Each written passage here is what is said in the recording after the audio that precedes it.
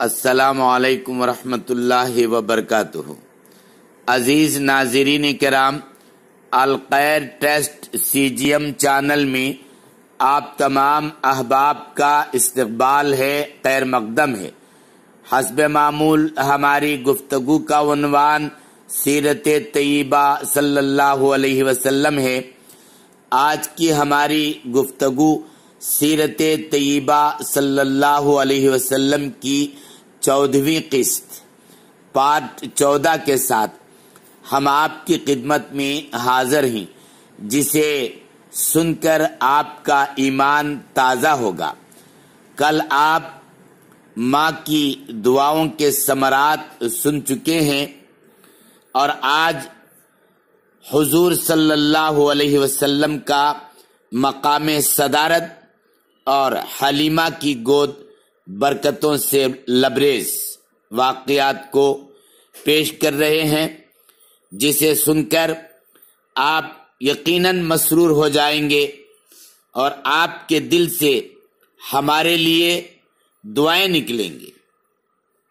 دعا ہے اللہ آپ تمام کو اپنی خوشنودی اور رضا سے نواز دے۔ بہرحال عزیز دوستو بزرگوں، سیرت کی کتابوں میں لکھا ہے کہ جب سیدہ آمنہ رضی اللہ تعالی عنہا نے اپنے فرزند ارجمند کو رخصت کیا اور حلیمہ سعدیہ رضی اللہ تعالی عنہا ان کو لے کر واپس ہونے لگی، اللہ کی شان دیکھیے کہ جب اونٹنی پر سوار ہونے لگے تو حلیمہ سعدیہ رضی اللہ تعالی عنہا کے خاوند نے ان کو پہلے بٹھا دیا اور بعد میں پھر آگے خود سوار ہوئے کہ میں اونٹنی کو چلاؤں۔ جب وہ خود سوار ہوئے تو اونٹنی چلی نہیں، نہ چل سکی۔ حیران ہو کر نیچے اترے۔ جیسے ہی وہ نیچے اترے، اونٹنی چلنے کے لیے تیار ہو گئی۔ پھر آگے بیٹھا تو اونٹنی پھر نہیں چلتی تھی۔ اب سمجھ میں آ گئی بات۔ انہیں سمجھ نہیں آ رہی تھی کہ اصل مسئلہ کیا ہے۔ اس نے کہا کہ حلیمہ تم آگے بیٹھو، میں پیچھے بیٹھتا ہوں۔ چنانچہ حلیمہ سعدیہ رضی اللہ تعالی عنہا محمد صلی اللہ علیہ وسلم کو سینے سے لگا کر آگے بیٹھ گئیں اور ان کا خاوند پیچھے بیٹھا۔ سواری اس وقت چلنے کے لیے تیار ہو گئی۔ اللہ اکبر! گویا سواری نے بتا دیا، سمجھا دیا کہ حلیمہ کے خاوند یہ وہ مقدس ہستی ہے کہ اگر تم اسے اپنی پیٹھ کی طرف، پشت کی طرف بٹھاؤ گے تو میں کبھی تمہیں لے کر نہیں جاؤں گی۔ میرے قدم پر چلنا حرام ہے۔ اگر تم چلانا چاہتے ہو تو یہ کائنات کا صدر نشیں ہے، اس کو آگے صدر مقام پر بٹھاؤ۔ چنانچہ حضرت حلیمہ سعدیہ رضی اللہ تعالی عنہا فرماتی ہیں کہ میں محمد صلی اللہ علیہ وسلم کو اپنی گود میں لے کر اپنی اونٹنی پر سامنے سوار ہو گئی۔ میری اونٹنی خوب چست و چالاک ہوگی اور اپنی گردن اوپر تان کر چلنے لگی۔ حلیمہ رضی اللہ تعالی عنہ فرماتی ہیں جب ہم کعبے کے سامنے پہنچے تو ہماری اونٹنی کعبے کی طرف 3 سجدے کیے۔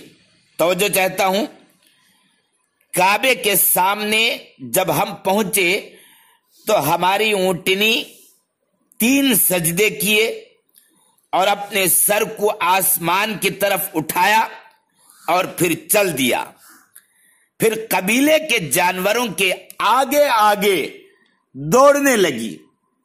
لوگ ہماری اس اونٹنی کی تیز رفتاری پر تعجب کرنے لگے. حلیمہ رضی اللہ تعالی عنہا فرماتی ہیں کہ اس طرح ان عورتوں میں سے ایک عورت نے کہا، حلیمہ کیا تم نے سواری بدل لی ہے؟ حلیمہ رضی اللہ تعالی عنہا نے جواب دیا، نہیں، بلکہ سواری کا سوار بدل گیا ہے.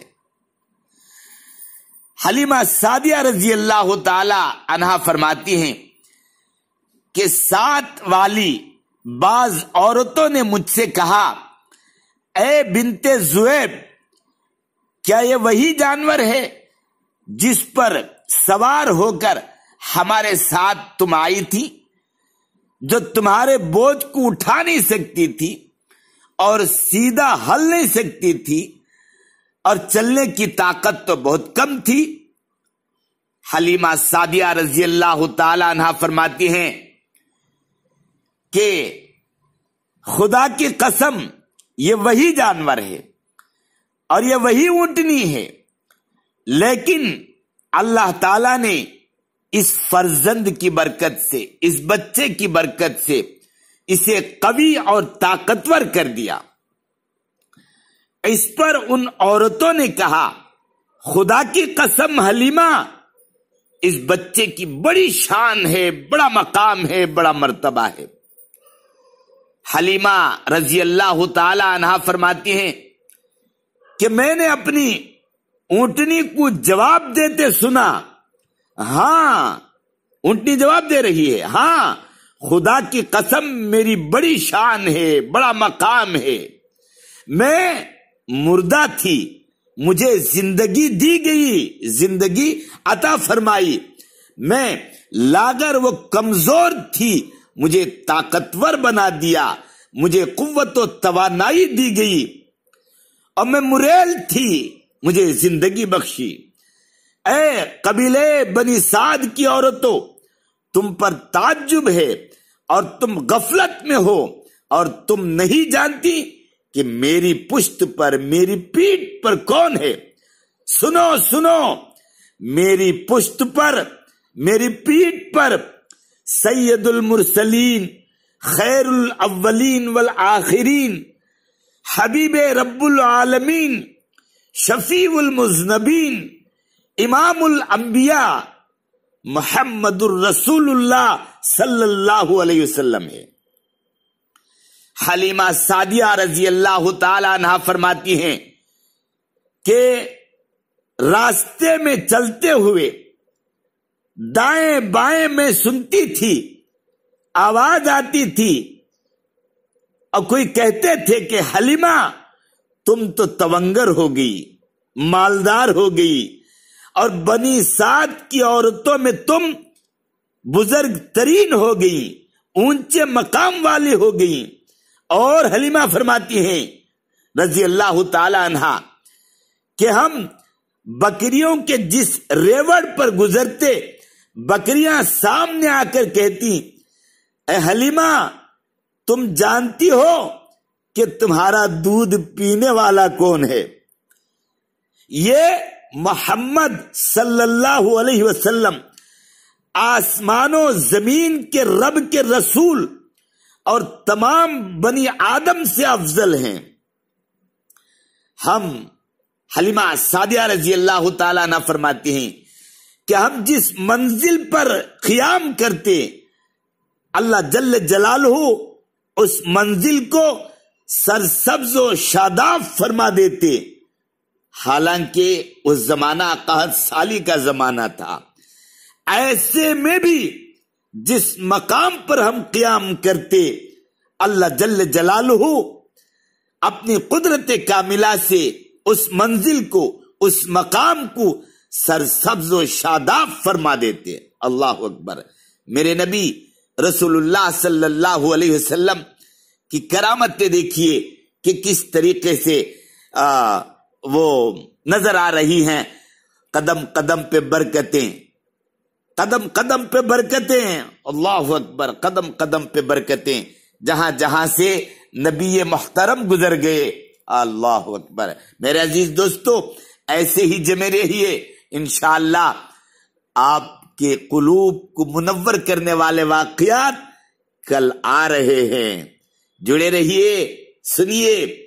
رسول اللہ صلی اللہ علیہ وسلم قبیلے بنو سعد کی بستی میں پہنچنے والے ہیں، وہاں کے واقعات کل سے آپ کے سامنے پیش کرنے کی سعادت مندی حاصل کروں گا۔ دعا کروں گا کہ اللہ تبارک و تعالی ہم تمام کو سیرت طیبہ صلی اللہ علیہ وسلم سن کر اپنے ایمان کو تازہ کرنے کی توفیق نصیب فرمائے، اور رسول اللہ صلی اللہ علیہ وسلم کی نقش قدم پر چلنے کے اللہ ہم سب کو توفیق نصیب فرمائے، آمین۔ وآخر الدعوانا الحمدللہ رب العالمین۔ السلام علیکم ورحمۃ اللہ وبرکاتہ۔